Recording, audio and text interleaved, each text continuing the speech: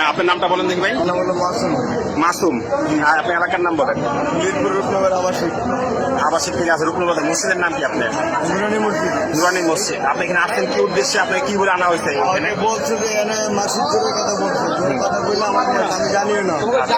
আমি বাড়িতে ছিলাম, বাড়ি থেকে আসার পরে আমাকে বলতেছে এরকম যাইতেছে, পরে আমি করে মানে মূলত আপনাকে এখানে মাসিক জোরে কথা বলে আনা হয়েছে, জানেন না যে তারা যে আপনারা যে এখানে হামলা করবেন, এই হামলার উদ্দেশ্যে আপনার। জানতাম যে আমি আসতাম না এখানে। আচ্ছা, এটা আপনি বলেন যে এই মাদ্রাসার উপরে যে আপনারা আসছেন বা আপনি হামলা করেন বা না করেন, আপনার সঙ্গীরা কোন উদ্দেশ্যে আসছে? হামলার উদ্দেশ্যে আসছে নাকি জোরের উদ্দেশ্যে আসছে?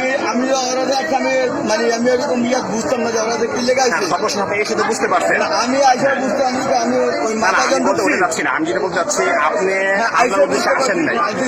আপনি এই আসার পর তো বুঝতে পারছেন যে তারা কি উদ্দেশ্যে আসছে। তারা কি এখানে জোরের উদ্দেশ্যে আসছে নাকি মনির ইসলাম মাদ্রাসার উপরে হামলা করতে আসছে? পরে বুঝতে পারছি যে এরা হামলা করতে আসছে।